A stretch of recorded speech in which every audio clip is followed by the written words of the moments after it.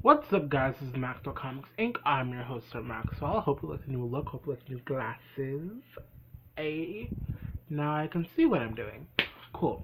So this is going to be another series review.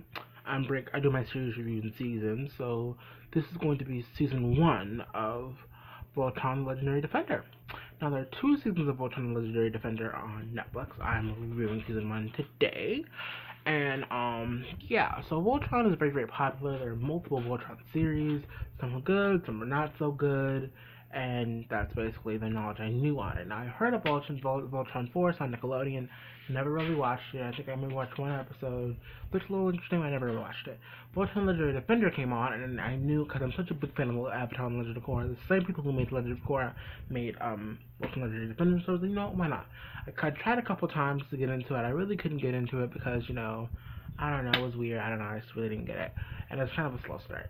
So, but one day I was like, this summer, I was, I'm gonna sit down, I'm gonna sit my ass down, have some patience, and I'm just gonna, watch this thing.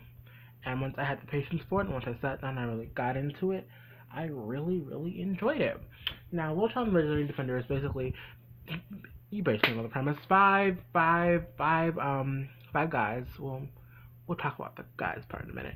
But 5 guys basically have to discover 5 lions, robotic alien lions that form into one big giant robot, and that robot is known as Voltron, and they're supposed to defend the world and basically stop the Galra from taking over the universe. And yeah, and basically, once our main heroes, and I have their names down, so I can remember their names: Shiro, Keith, Lance, Hunk, and Pidge. Now these people are kind of at this space training base. That wasn't really clear, but it was like a space training program base, and they kind of all don't really know each other that well. But that's what I kind of like, because I kind of have to learn how to work as a team. They don't really know each other that well. Because in a lot of series, like when you have teams like that, people just instantly come together, and people come together and they just know how to do things. These guys, there's several episodes where they just can't even form Voltron. Unlike, because shows like Power Rangers, this is really, really similar to Power Rangers. They just like instantly know how to form the Megazord the second they get it, stuff like that. And I really like how they go on a different route in terms of what they're doing with this type of a genre. Now, I won't get into too much spoilers. I'm basically giving you the plot, and also they meet up with on another planet called, it's not Altea. I really confused. It's not the planet Altea. It's like this other planet that the Altean castle landed on. And Altea was destroyed. This planet called Altea was destroyed like 10,000 years ago, and there's this Princess Laura in there with this guy Corin, and Corin's basically a manservant guard, but he's kind of a mentor, kind of father figure. I don't know, kind of a royal advisor type guy. But now he's kind of like the tech support, because he's like the alpha. If you want to think of it as Power Rangers, he's the alpha of the squad. Did I hear a noise? No, he's Alpha Squad. If you want to think of it like that, there's Princess Laura, who she's kind of the heart. She's kind of the heart of the team. She's very, very, motherly, kind of like a Tara, and I'm talking about Airbender. And she has I thought something I thought of. They all get these suits now, and they all have the responding color, because they have black, red, blue, yellow, gray, and she wears this outfit. It's basically the same thing as theirs, but it's like pink. And I was like, does she get a line? Is she gonna be like on a fighting force with the team? Because when I watched Voltron Force or whatever, or that one episode I saw, but I don't really remember it all, I thought that she was in the thing with them, you know.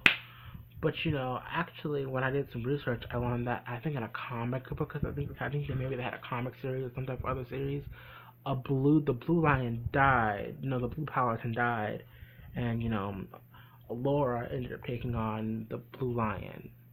So I don't know. I don't think they're gonna do that here. But yeah, she is very, she's lost her. She's kind of like Aang. I have her last time, but she lost her world. You know, and she has Corin, but it's not the same. She had a deep connection to her father. I think her mother died early in her life. She's basically trying to deal with, getting revenge on the Galra for destroying her world, but also stopping the Galra from taking over the rest of the universe.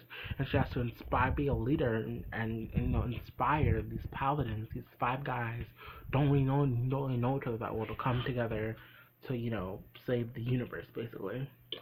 And, so let's get down to our main five paladins. Alright, so the Shiro, he's black. The Shiro's not black, he's white, but he's the black paladin. Yeah. Power Rangers joke. But yeah, Shiro is kind of the leader of the group. He wasn't really supposed to lead. The leader's originally supposed to be Lance, I think, the Red Line. But I guess since they wanted to make things different, kind of differentiate from Power Rangers, they made the black one a leader. I like that. I like the black one being the leader. So yeah, he's basically, for a short time, he was kind of on the other side of the opposing force, mind control and whatnot. So he's kind of lost time. He's kind of like doesn't really remember a lot of his time being with the Galra. But he's he's kind of mysterious. But at the same time, he's kind of breaking through his own as a leader while battling some of his own demons. That's kind of what I'm gonna give away from him for now, because no spoilery. These series reviews aren't supposed to be spoilers. These series reviews are meant to give you some info on the show, so you do want to go and watch it. Anyway, so our next paladin is Keith. He's red, and he's kind of basically hot-headed, different situations. He's basically, I think he's kind of he's a good fighter. He's kind of the strength of the team, courage, all that other stuff. At first he was kind of angry and unlikable, but eventually his character gets really deep, and he's very, very interesting type guy. Very, very interested in where they take him in season 3. I'm sorry, I'm about to hit this publish button on my What Did You See Rebirth video, so go check that out first. Yay. Go check that out. Cool. Anyway, so there's also Lance, which is blue, and he's kind of more relatable. I mean, he's kind of a ladies' man. He's the first one to discover his lion. He really reminds me of Sokka from Avatar's Last Airbender. I'm sorry I'm making so many Avatar references. It's kind of something that comes to mind. Same people who made Avatar and Korra made this, so it makes sense. But yeah, he's very, very, very interesting.